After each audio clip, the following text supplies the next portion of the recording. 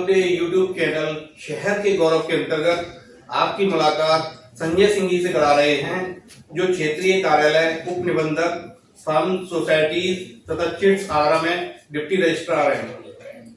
आज इसी संदर्भ में हम उनसे कई सारी बहुमूल्य जानकारियां लेंगे और उनसे अब तक के उनके सफर के बारे में हम उनसे ही बात करेंगे। आपकी प्रशासन की सेवाओं के क्षेत्र में कार्य करने की रुचि कब से थी, इस बारे में आप हमारे दर्शकों को कुछ बताएं। हम लोगों ने जब धीरे धीरे हाई स्कूल और इंटर की परीक्षाओं को पास किया, क्योंकि क्षेत्र में कुछ ऐसे लोग थे जो प्रशासनिक सेवा में थे और तैयारी कर रहे थे, उन्हीं के माध्यम से ये आकर्षण धीरे धीरे बढ़ा और जो प्रयागराज और दिल्ली होते हुए पूर्ण हुआ। आप अपनी प्रशासनिक सेवाओं की उपलब्धियों के बारे में अपने विचार साझा करें। प्रशासनिक सेवा में कोई उपलब्धि नहीं होती है। सरकार के द्वारा दिए गए दिशा निर्देश, सरकार के द्वारा बनाए हुए कानूनों, एक्ट, नियमावली के अंतर्गत समयबद्ध तरीके से जनता के कार्यों को करना ही यही उपलब्धि है। जितना हम कर पाए यही हमारा उद्देश्य भी रहता है। सोसाइटी रजिस्ट्रेशन अधिनियम में दिए गए प्रावधानों में किन किन प्रावधानों के तहत कौन कौन से अभिलेख दाखिल किए जाते हैं एवं कौन कौन से अभिलेख पंजीकृत किए जाते हैं तथा किन किन अभिलेखों की प्रमाणित प्रतिलिपियां जारी की जा सकती हैं, प्रमाणित प्रतिलिपियों की जारी करने के क्या क्या प्रावधान है, इस बारे में आप जरा कुछ बताएं। सोसाइटी रजिस्ट्रेशन एक्ट 1860 एक बहुत पुराना एक्ट है, जो सेंट्रल एक्ट के रूप में भी जाना जाता है। इसके अंतर्गत सोसाइटियों का धारा 1, धारा 2 के अंतर्गत पंजीकरण किया जाता है। पंजीकरण के समय सोसाइटी का मेमोरेंडम ऑफ एसोसिएशन देखा जाता है, उसका उद्देश्य क्या है, उसकी नियमावली क्या है, उसका नाम क्या है, क्या पूर्व में पंजीकृत किसी सोसाइटी से नाम में कोई समानता तो नहीं है।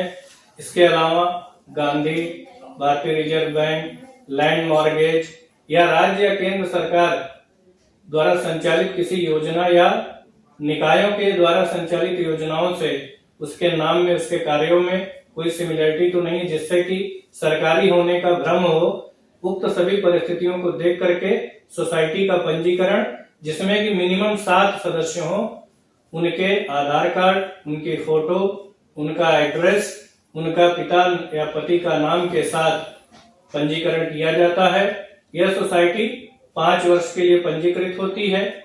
एक्ट के अंतर्गत यह प्राविधान है कि प्रत्येक वर्ष सोसाइटी अपनी प्रबंधकारिणी, जबकि उसकी पंजीकृत नियमावली में साधारण सभा की बैठक का प्राविधान हो, अन्यथा की स्थिति में प्रत्येक वर्ष जनवरी माह में यहाँ फाइल की जाएगी। उसके साथ प्रीवियस ईयर की बैलेंस शीट फाइल करनी होती है। अगर जहां तक साधारण सभा का प्रश्न है, साधारण सभा के फाइलिंग का प्राविधान नहीं है, वो केवल नवीनीकरण के समय प्रस्तुत की जाती है। लेकिन अगर साधारण सभा में मृत्यु से, पदत्याग से, हटाए जाने से अगर कोई रिक्ति होती है, तो उस रिक्ति के भरने के 30 दिन के भीतर साधारण सभा और प्रबंधकारिणी के 2 पदाधिकारियों और 2 सदस्यों और उनकी पुष्टि कार्रवाई के साथ यहाँ 30 दिन के भीतर उसको प्रस्तुत किया जाता है। नकल का जहां तक प्रावधान है, सोसाइटी एक्ट 1860 की धारा 19 के अंतर्गत कोई भी व्यक्ति सोसाइटी द्वारा फर्निश किए गए, प्रस्तुत किए गए प्रपत्रों की नियमानुसार शुल्क जमा करके प्रति उसकी सत्य प्रतिलिपि प्राप्त कर सकता है। सोसाइटी रजिस्ट्रेशन अधिनियम के तहत कार्यालय में प्राप्त अभिलेखों के पंजीकरण की क्या व्यवस्था है? अभिलेख पंजीकृत हो सकते हैं अथवा नहीं, इस संदर्भ में आप कुछ जानकारी दीजिए।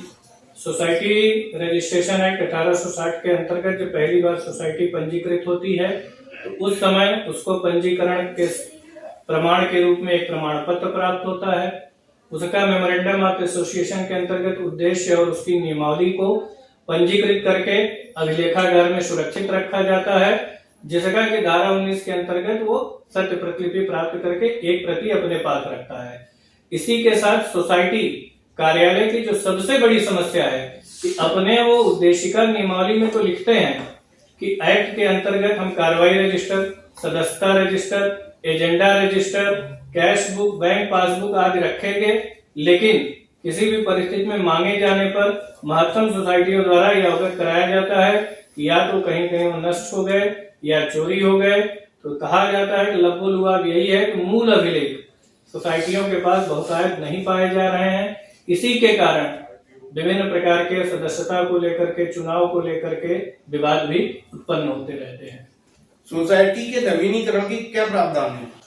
प्रत्येक 5 वर्ष पर सोसाइटी पुराने प्रमाण पत्र, नवीन प्रबंधकारिणी और साधारण सभा के साथ अपने प्रपत्र प्रस्तुत करती है। उनके परीक्षणों पर सोसाइटी का नवीनीकरण किया जाता है।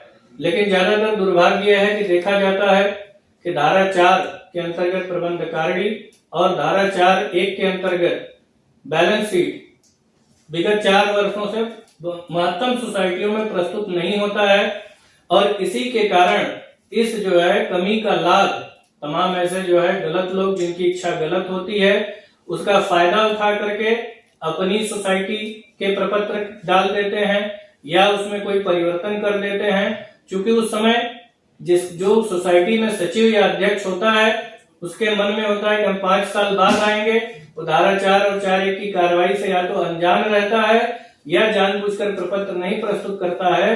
तो इसी के कारण विवाद और तमाम समस्याएं उत्पन्न होती हैं। तो मैं आपके माध्यम से अनुरोध भी करना चाहता हूं कि केवल नवीनीकरण के समय ही प्रपत्र न प्रस्तुत करें। प्रत्येक वर्ष समयांतर्गत अपने साधारण सभा की कार्रवाई जिस वर्ष में माह में निहित हो, प्रबंधकारिणी और बैलेंस शीट अवश्य प्रस्तुत करें। इससे आपकी सोसाइटी हमेशा अपडेट रहेगी। धारा 4 के अंतर्गत प्रबंधकारिणी फाइल किए जाने की क्या प्रावधान है?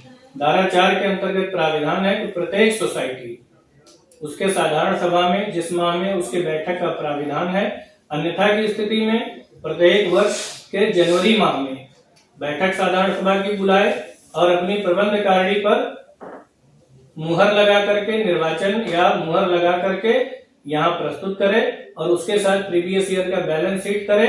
और इसका पंजीकरण नहीं होता, इसकी फाइलिंग होती है।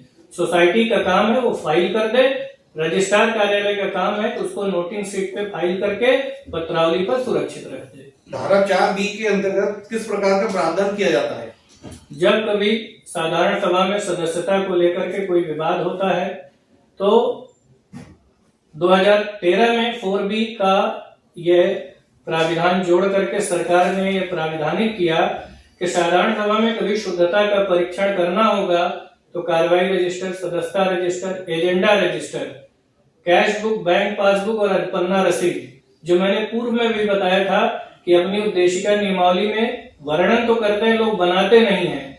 और ऐसी स्थिति में अशुद्धता का प्रश्न होने पर वो जो सही भी होते हैं, शुद्ध होने का प्रमाण नहीं दे पाते हैं, इसीलिए तमाम विवाद उत्पन्न होते हैं, जो या तो उप जिलाधिकारी विहित प्राधिकारी तक या माननीय आयुक्त महोदय के न्यायालय तक या माननीय उच्च न्यायालय तक प्रकरण जाते हैं और सोसाइटी को इसमें गंभीर नुकसान होता है। हमारे दर्शकों को बहुमूल्य जानकारी देने के लिए आपका बहुत बहुत धन्यवाद। आपको भी धन्यवाद।